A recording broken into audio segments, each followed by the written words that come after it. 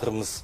Сосын осы өзіміздің мынау туған өлкеміздің әрбір ауылының өзінің бір төл әнін жазсақ деген бір мақсат қойдық алдымызға.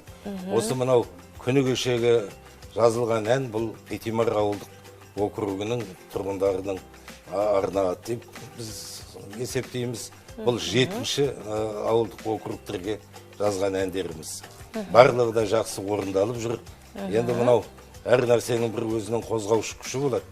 Бұл әннің енді жазылғанына да 1 жыл болып қалып еді, бірақ ол енді сол жазылған күйінде жатыр еді. Ал мынау сол бір кездерде мынау Пятимар ауылдық округінің әкімі болып қызмет жасаған. Қазір осы мынау облысымызда кәсіподақ саласында қызмет істейтін Атауып Бауыржан деген азамат, мына өзі Пятимардың тумасы. Осы жігітпен хабарласып, содан кейін осы жігіттің қозғауымен, ықпалымен осы мынау Пятимар деген әнді қайтадан қолға алып, қайтадан Ерлан оған жан бітіріп былай қарағанда әрлендіріп осы жарыққа шығардық. Күні кеше осы Пятимар ауылында тұсаукесер рәсімі өтті. Оған мынау енді мынау белгілі домбырашы, осы Пятимар ауылының тумасы Теміреш деген мынау азамат. Мынау сол Теміреш дегенсі баласы Қайрат, келіні Жаннұр, қызы болды Гүлжайна деген. Барлығымыз сол кеше бірге болып, осы әннің тұсауын кесіп, бұлардың да мына елге келіп, ана мақалада айтылады ғой, туған жерге туыңды тіктеп, сол бағытта елге өздерінің ұрпақтарымен келіп Теміреш концерт беріп ана халықтың алдында.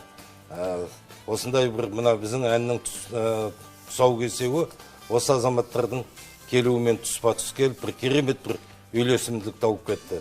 Оның барлығының бастауында, ұйымдастыруында осы Атауып Бауыржан әніміз бірге жүріп, енді әнді әрлендіретін, оның халыққа жетуіне жақсы жағдай туғызатын мамандар болады ғой.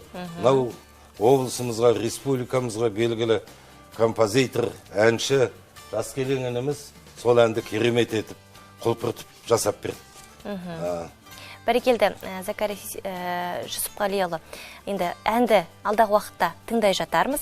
Қазір мен қонақтарымен толығырақ танысып өтейін. Өзіңіз бірінші атап кеткен Ерлан мырза, қош келдіңіз, е? Өзіңіз ауданда, жалпы облыс көлемінде сазгер ретінде атыңыз қалуда. Жалпы туған жер туралы сөзді көргенде әуен бірден келетін шығар, е? Микрофонды ала қойыңыз, қош келдіңіз, Ерлан аға. Әннің туы. Жаңа Закария досым айтқандай, мұны енді мәдениет саласында 45 жылдан бері жұмыс істеп келе жатырмын. Енді осы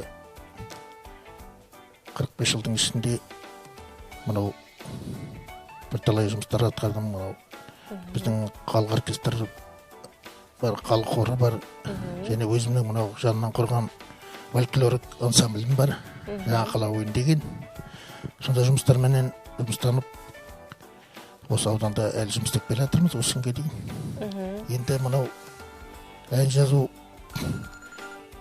мынау Закария досымның ықпалыменен осы Ерақа осы бір ән жазсаң қайтеді. Менің бір талай әндерім бар еді. Ән сұрап тұрған өлеңдерім бар еді деп. Жазсам жазып көрейін деп алғашқы рет маған бір махаббат марал деген ән беріп еді. Соған 91-ші жылы сол өлеңге ән жазып, содан ары қарай жалғасып жаза бердім. Бәрекелді. Ерлан аға, енді Закария ағамыз айтып кетті ғой, жалпы ұйытқы болған бастамашы ол біздің Бауыржан ағамыз. Өзіңіз сол өлкеде туып өстіңіз, қазір енді қалада қызметте болсаңыз да, туған жерін ұмытпай, тағзым етіп, осындай әннің жарық көруіне себепші болған жандардың бір екенсіз. Қош келдіңіз. Сөз кезегі сізде. Енді барлық адамның, өнердің барлығы ауылдан шығады ғой. Жалпы ауылдан қоныс аударған көп адамдар қайда жүрсе де сол елін, туған жерін сағынып жүру заңдылық. Оның көп себебі бар. Соның қаншалықты жиі барып тұрасыз ауылға? Енді ол туған жерге барып тұру мүмкіндік бар қазір.